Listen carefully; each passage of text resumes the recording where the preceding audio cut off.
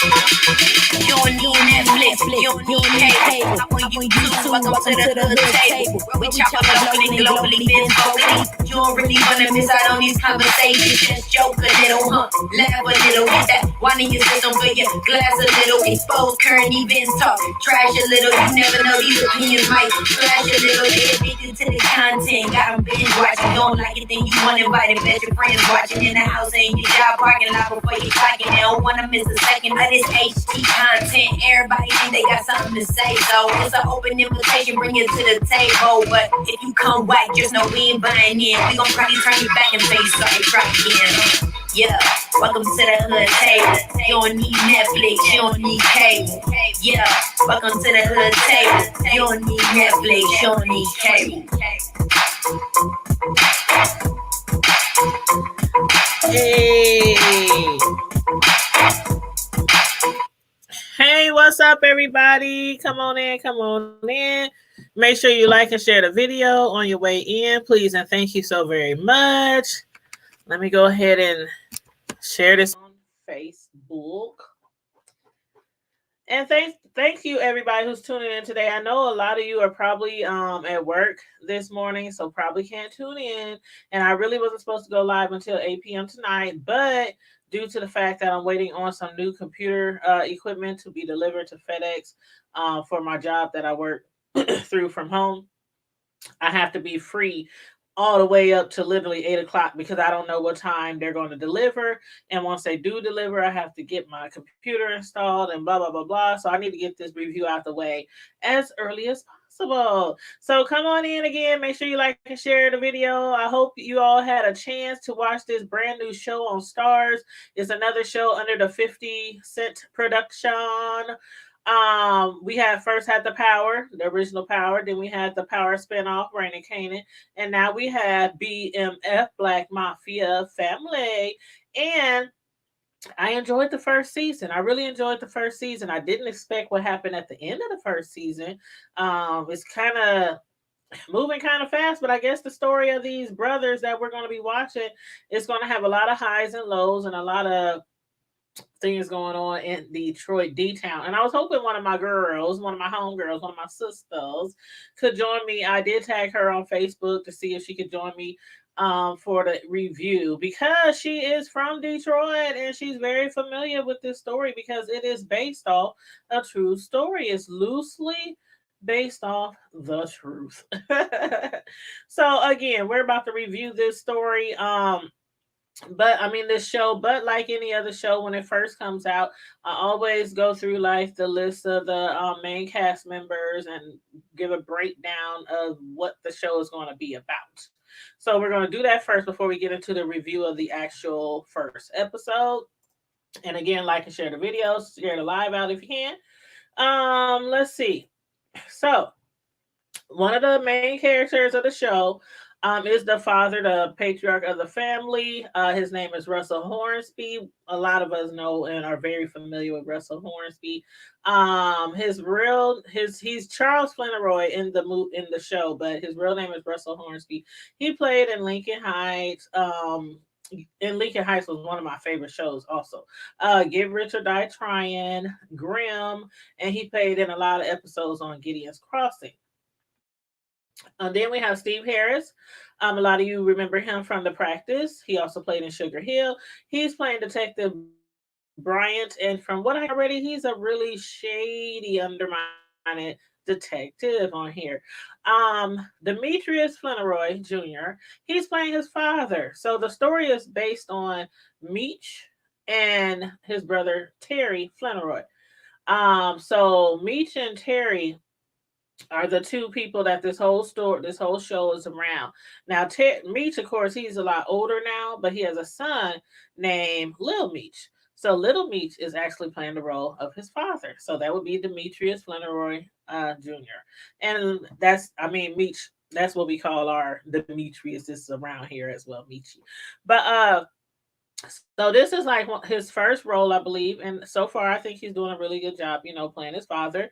Da Vinci, he's playing Terry Flannery, and you might be familiar with Da Vinci from All American and Grownish, just to name a few. McColbury, White. She is playing Lucille. She's the matriarch of the family. She's the mother of the family. Now she has, oh my God, her career rap sheet is long, really long. She goes all the way back to like the early 90s, LA Law, Family Matters, Sinbad, Living Single. I mean, she's been in a lot of stuff, a lot of stuff. And as far as like recently, excuse me, within the last few years, she's been in Spell, Songbird. Those are a few movies that she was in. Lila and Eve, or Leela and Eve. What else? What else? Oh yeah, she also, did I say she played on the Wonder Years and Fresh Prince of all? Yes, yes, yes. So yeah, she has been in a lot of stuff. Room 104, The Quad, Grey's Anatomy. It's just a lot. She's been in a lot of shows, a lot of TV shows, a lot of movies. And then we have Cash Doll. And if y'all don't know who Cash Doll is, I don't know what to say. But she's playing Monique, aka Momo, and she is well known for her singles For Everybody from 2017 and Ice Me Out from 2018. As far as movies or television, I can't, I don't remember she's been anything else, but anywho, then we have Adriana as Kato. Now, I mostly remember her from playing the young Cookie Lion on Empire. I used to do reviews on that TV show, and I think she did an awesome job playing the young Cookie Lion on Empire. And then we have Eric Kofi Abrifa. He plays Lamar, and he is a British actor. He played on this Netflix series called The One. And then we have Miles. Now, these are just the main characters. Then we have Miles Truitt, who plays B. Mickey, and he is known from New Edition. He played in Queen Sugar as Ant, and he also played in Black Lightning. So that is like the main cast members. Excuse me. And as far as the first episode, the premiere was called See It, Touch It, Obtain It. And just to give you a little breakdown of what the show is going to be about, the show BMF, it stands for Black Mafia Family, and again, it's based loosely on a true story. Just like the Power franchise, the show is also under the production of Curtis 50 Cent Jackson, and the show is about two Detroit-born brothers, Demetrius Big Meech Flannery, and Terry, or T, as they call him sometimes in the show, Tee, Flannery, and Meech and Terry, or the Black Mafia Family, or BMF for short. They started building their drug empire as teenagers. It depicts a story of the brothers managing to dominate the drug trade in Detroit City by the late 80s, expanding nationwide until an FBI bust in 2005. So, yes, this is another trap house, drug dealing, money flipping, coke distributing, bullets flying, bodies falling, kingpin type of drama series. Just my type of shit. I'm just keeping it 100, keeping it funky with you. I love these type of shows. But yet, unlike Power, it is again based on the true story of the actual Flannery brothers and their criminal drug dealing enterprise. Now, Little Meech, this is again his first role, which is playing the role of his father, Big Meech. And I really love that 50 Cent saw fit to have Little Meech play his fathers, because from first glance, it kind of appears that he's very comfortable in his role and with who he's portraying. He got some big shoes to fill, and it seems like he's doing a great job starting off in the premiere. And it's very possible that Meech's delivery of this character will stand out more in the series than any of the other veteran actors in the show. I was really impressed. Y'all let me know how y'all feel, but I was really impressed with this new actor, his first role, and he's portraying his father. But anyway, and we know of others who did the same thing, just like O'Shea Jackson Jr.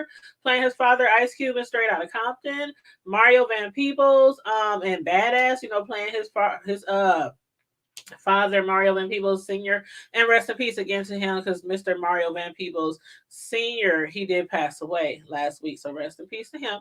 But yeah, I can definitely foresee more roles for Meech Jr., Lil Meech, as they call him, because yeah, again, he did a really good job. Now, on the first When we first watched the show, hold on, let me get a sip of water. Mm-mm-mm. When the water, when the show came on, when it first came on, there was a disclaimer, and I'm gonna just read what the disclaimer said. The disclaimer said, "This is a story loosely based on the truth, and while many of the names and situations has been fictionalized, a lot of this shit might have actually happened." I catch that right. A lot of this shit might have actually happened. Then we see a quote from Demetrius Big Meech Flanneroy saying that the hustle was the only way to get his family out of poverty. There's a picture of the real Meech with his brother Terry too, right there, at that scene, that intro scene. And then the show starts off in Detroit of 2005, and Meech was coming home from a 3-year stint in prison. And during his older scenes, Big Meech has actually been played by John Chafin, who is well known for his roles in Tyler Perry's The Have and the Have Nots. I used to hate him in that show, but I always thought he was fine as hell. But anyway, he's also well known for other movies such as Blind Spotting, Amelia's Closet, 96 Minutes, and The Jack Squad. But the first person Meech runs into was Roly Roll. And Roll, who was obviously awaiting Meech's arrival, was excited to see him come home. He's been gone for like 2 or 3 years.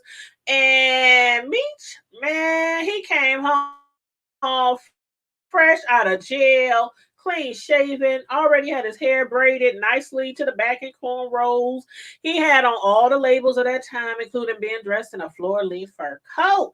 I'm like, child, did you go to prison or did you go on vacation? Because he didn't look like he was in jail. But anyway, along with some really big and expensive jewelry, like they used to floss back in the day, that gold and blinged out pendant hanging from one of his ropes that said BMF in big letters. That was beautiful. I really love that piece. It was banging or dope, as we used to say back in the day. And just like what normally goes down in the hood, Meech came home to a big ass block party in celebration of his release from jail or from prison. And in the midst of everyone getting their party on, after he meted and greeted everybody, Meech, you could see him like standing across from the house that he grew up in, and that's when he started reminiscing, and that's where the story begins. And what he says was, while he's standing there, given everything that's happened, people always ask if I had any regrets. Truth is, I don't. I mean, we gave up a lot, a hell of a lot. Being back across the street from where we grew up made me remember just how much. End quote. But from there, the producers they take us back to the 80s, and oh god, ain't nothing like the 80s and the 90s, nothing at all. Period. But anyway, they take us back into the 80s and into the lives of Meech as a child, and that scene opened up with Meech, his brother Terry, his father Charles, his mother Lucille, and his little sister Nikki. And from what we can see, Meech and his brother grew up like a lot of us in some very humble beginnings. They had peanut butter, no jelly, ham, no burger, cereal, no milk, Kool-Aid, no sugar. Yeah, I got that from Friday. But the Flannery brothers, they came from a two-parent middle class family. Meech's parents both were hard workers, trying their best to keep the bills paid, food on the table at the same time. Yet not enough money was coming in for them to be living comfortably. And their parents, like most of our parents back in the day, and still some today, they had to pay it. And I think that's what basically led Meech and his brother Terry, into finding other means of income. And not the kind of income you get from working at Wendy's, which is where Meech's parents had assumed at first he was working. At first, Meech didn't even have in mind for his little brother to be slanging with him, but seeing the eagerness in his brother's eyes, he decided to bring him right on into the folds with him. And what he said was, letting my brother in the car with me that day led us on a journey beyond our wildest imaginations. We built our family as we chased this American dream and lived like fucking kings. Partying, traveling, smashing honeys, eating good, rocking fly shit in the coldest whips and cribs around the globe. He said, I ain't gonna lie. If I had to do it again, I wouldn't change a motherfucking. End quote. But then we move forward to the late 80s, and Meech and Terry, they done a great job so far, building their drug empire up from the ground. The name of their crew is the 50 Boys. But evidently, the moves they were making were encroaching their turf of another crew called the 12th Street. So trying to, work something out, sort something out between the two crews, Meech decided to meet up with 12th Street at the city championship game, figuring out if they meet, there's a lot of people, a lot of police, metal detectives, so no guns will probably come into play except for Terry's, which he did sneak in with the help of one of the staff members. The brothers tried to negotiate, they tried some negotiation tactics, but to no avail. 12th Street was not there to negotiate. They were instead ready to drop bodies. Like, either y'all move away from our turf or we gonna stop dropping bodies. Nothing else needs to be said. And it didn't help that, Terry had pulled that gun out on them. So it's kind of similar. This reminds me kind of, the situation in Raising Canaan. If y'all been watching Raising Canaan, Meech basically gave up that corner to squash the beef just like Rock did in Raising Canaan. Do y'all remember that scene? Hold on, y'all. Hold on. I had to grab my phone. Make sure I get my alert because FedEx is supposed to be delivering me something again, and I have to actually sign for it. So just in case they show up, I have to get up and sign for it and then come right back. But anyway, so he gave up a corner just like Rock did in Raising Corner to squash the beef, at least for now, at least for that moment. But back home at their parents' house, Meech and Terry had a disagreement, about bringing that gun to the meeting as well as getting punked into giving up a turf. Because basically they just gave up half of their earnings and they have a product that is much in demand, but they are buying it on consignment from Pat Wood Harris, which is also one of the main characters in the show. So that's like making it much harder for them to maximize their earnings, at least until they are paying for it outright. So the brothers, they happen to be making good money, and it damn well shows from their wardrobe to their jewelry. They be dripped from head to toe to the Benzes that they are driving. Yet their parents are still living the struggle life. They barely able to keep up with all their bills. And seeing one night how his sister, that night how his sister was kind of upset about not having money for the Boblo trip, Meech offered to pay for it. And why did he do that? Why did he do that? He know his parents don't want to have or partake in anything that he has to do with in the streets as far as drug slanging, hustling, anything like that. And they definitely don't want his money. So the idea that quickly was shut down by his father, who wouldn't dare accept any of Meech's dirty money. As a matter of fact, at that time, they didn't even realize that Terry was also slanging. And one moment they were like, condemning Meech for hustling. The next moment, Terry was being praised for continuing his education and possibly, getting on the honor roll. And their mother was like ecstatic at the thought of him graduating and being able to provide for his child. And then on this side, they looking at Meechy like, damn Shane, where did we go wrong?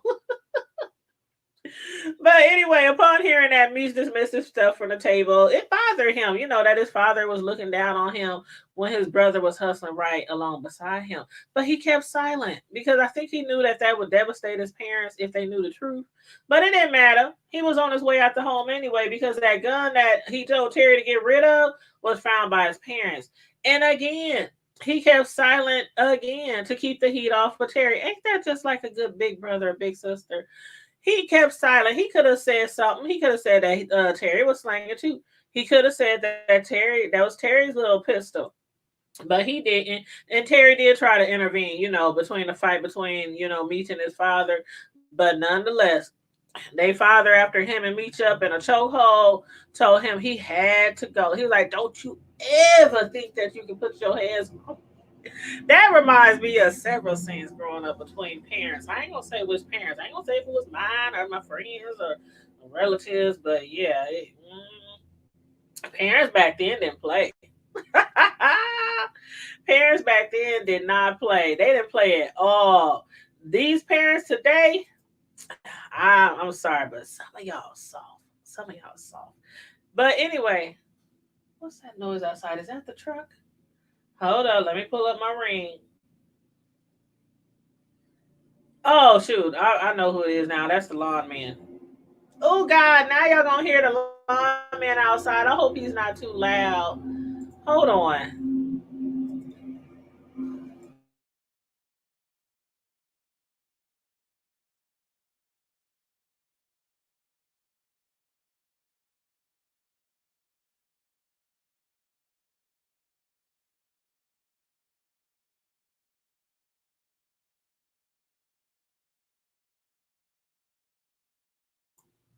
Okay, yeah, that's the lawn man. If y'all hear him, I'm sorry, but they in the back of the house now. But whoever that was in the chat that was telling us to go to some website or whatever, I blocked them. I don't know who that person is, but they are blocked. Blickety blickety blocked. Now, moving right along. moving like right along. Yeah, Terry, I mean Meech got put out. And Meech has the money to bail them out of their mortgage crisis to help pay for all their bills, stock the refrigerator, but there's nothing that he could do to basically change the mind of his father. He wanted him out the door. They didn't had enough of him hustling, not doing what they want. He didn't dropped out of school, and they also think that he's a bad influence on his little brother, who they have no ideas out there slanging just as much as Meech is. But anyway, on the other side of town, it was going down, y'all, wasn't it? At Big Cone Island Restaurant. Jeremy, the cashier, wasn't ready. He was not ready. He was getting his face smashed in against the counter by that dude Lamar for no longer selling any loose burgers. I was like, damn, you big mad, ain't you? But from what I hear, that boy ain't nothing to be playing with. Shoot, he just got out the mental institution when he should be in prison. But thanks to Reagan, getting all those people out the disbanding all those mental institutions back in the day, he was out in 2 years instead of four. But anyway, and then you could see the 12th Street crew, the observing and being, they was entertained. They was really entertained. They was getting the whole key from watching the whole scene. It was kind of funny, but then I was like, damn, Jeremy, you throw some hot grease on his ass, some hot fries, something. But anyway, not only was Lamar pissed about the burger thing, he was angered by the fact that Daniel, aka Duca, had moved to another restaurant in Lincoln Park. So after beating up poor Jeremy, Lamar had a message for Duca, which was, when you see Duca, you tell him that Lamar Silas is back in town, and the next time I'm back here, I expect things to go back to the way they were. That's what he threatened. Now, I don't think we were introduced to Duca this episode. I think that's going to happen next episode, but I'm looking forward to finding out who exactly is the hell is Duca. But later on, Lamar, he was visiting his baby mama, Cash Doll, the rapper, Catch Me Outside. She didn't expect him because again, he was home early. He went from 2 years. He went from 4 years to 2 years. So I really don't think that she expected him to be out. And I'm sure that he expected to see his kids and maybe get in where he fit in, hitting them skins, basically. You know how they do when they come home from jail. They think they just come right back in. And then I say cash me out, I meant ice me out. Oh, child, I said cash me out. But anyway, yeah, you know how dudes be when they get out of jail, they just think everything is all gravy and you just be waiting on them and stuff. And sometimes that is not the case. But anyway, he came back home and thought he was about to hook up and everything. And then she's like, sorry, bro. Sorry, bro, you're not welcome here. Besides, I got company right now. Meech was already upstairs in her bed taking care of Mo. She was already being taken care of, and the kids as well. He was dropping dollars, for her kids as well, which is, a good thing because most guys don't do that shit. But yeah, after leaving Mo with a necklace to give their daughter Lamar, he just left, got back in his car, started smoking, listened to my song "One Love" by Houdini. And then while he was chilling in the car, he noticed Mo walking Meech out of the house. He didn't even know Meech was in the house. So once he saw that, he damn near tried to run over Meech. He knocked him off his ass. He didn't run him down, but he did like bump him, graze him a little bit to knock him off his butt, and then he warned him, to stay away from his baby mama Mo before he peeled off. But that damn Lamar, he is gonna be a character. I think he's going to be causing a lot of problems for Meech and Terry, but we shall see. The next time they actually saw him was at the Club Taboo, when they was having that party, for Pat. Nothing went down between the two, though. Meech and Terry, they was more focused on, convincing Pat to provide them with some more drugs. But that didn't work out the way they wanted it to either. They went there, they had a plan in mind. We need to start making more money so that we can start buying our products outright. But Pat, he don't see it that way yet. He don't think they ready. He don't think they ready. And everybody who was at the event at Club Taboo, everybody who was in attendance, they was looking cleaner than a whistle, boy. Them 50 boys, including Kato, as Gianna, they was all dressed and pressed. And actually, I haven't seen Adriana until since she was in, what was that, Cookie. Since she was in Empire when she was playing the Cookie Lion, and I do still agree that she did a great job at that. But yes, everybody's looking hella fly, hella flashy. Our girl Layla Anthony, she was playing Marcatia. I think that's her character's name, Marcatia Taylor. Her husband Boone. They was looking real sexy as a couple.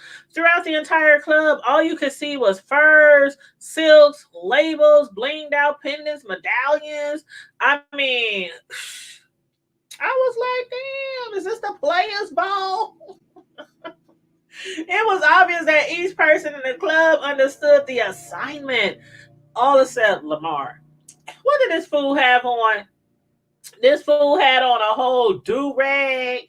I was like, what the hell? Look at his whole getup. He had on a do rag and what looked like maybe some dicky gear. Hell, it looked like a jail jumpsuit, actually, just blue instead of orange. I was like, look at him standing out like a sore thumb and stealing people's liquor. He was stealing people's at the bar. He did just get home from a mental institution, so I believe he probably is broke.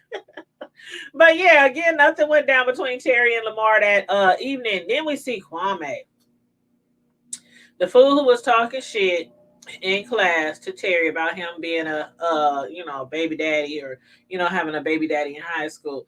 But Kwame must have thought that it was a perfect time to confront Terry and get into another fight.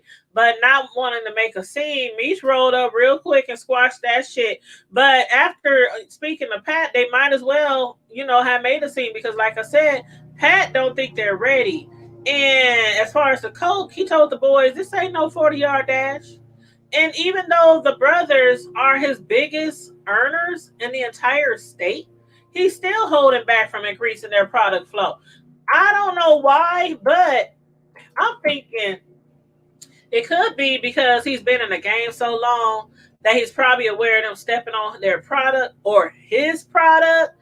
That and the fact that they are renaming his product as well. And they probably don't see it that way. They're just thinking, we bought the shit from him. We gonna step on it, cut it up, chop it up, stretch it out, and just call it something else to make more money. So I don't know if he's aware of that or not, but what he told him was, God don't give you more than what you can handle. And as far as our relationship, as far as I'm concerned, I am God. I was like, well, okay then. Okay then. He told them. But neither Meech nor Terry being limited on supply. So Terry had been suggesting, they need to start getting their own product outright. So Meech, he was like, okay, yeah, it's time. We need to do that. We need to work on, stacking these chips so we can get more bricks and buy them outright. So with Pat's early advice, he was telling them basically, y'all let them 12th Street fools, they punked y'all for that turf. You need to fight for that turf. It don't matter if their crew is bigger than your crew. So that's basically what they did. They had that shady detective, what's his name, Detective Harris. They had him basically threaten that mother that was telling them to keep their asses away from the center. He basically threatened to put some drugs on her son who's in high school. So, that she wouldn't say shit or won't bother the boys while they up there slanging. So that's how they were able to continue encroaching on 12th Street. And the brothers are determined to take over the game, y'all. They said, fuck being bosses. We gonna be kings. Kings of the motherfucking D. That's what they said now. So 2 days after the arrival of Terry and Wanda's baby boy, the new little baby, little cute little baby. He was cute though. The brothers were to meet up with their new supplier, and Terry would have probably made it there on time had they not been at the hospital. They were came straight from the hospital. They came straight to home, brought the baby home. Terry was supposed to meet up with Meech, but he was running late. Had he probably been on time, the next thing probably wouldn't have happened. But then again, I'm not sure. Right when he was about to leave, Wanda told him to go to the car to get the baby's pacifier. I don't know if Terry wasn't, if he was getting too comfortable or whatnot, getting too comfortable with his surroundings or who he is, thinking he's untouchable or something like that. I don't know. But what happened next was while he was reaching down in the car getting his baby's pacifier, somebody stepped to him and they were able to put a bullet right to his head. So are we at war? Is the brothers at war already? That's why I said at the beginning, the show seems to be picking up really quickly, moving really fast, but we shall see, y'all. We shall see. But anyway, make sure you guys like and share the video, subscribe to the channel if you're not subscribed, please and thank you. I hope you enjoyed the review. If you have not watched the show, please watch the entire show and then watch the next episode so you can review it with me in the next episode. Thank you so very much. I'm out of here, y'all. My lawn man is outside and he'll pretty soon be coming in to collect his little chips for cutting my grass. So on that note, you guys, stay safe, be blessed, remain vigilant at all times. Bye.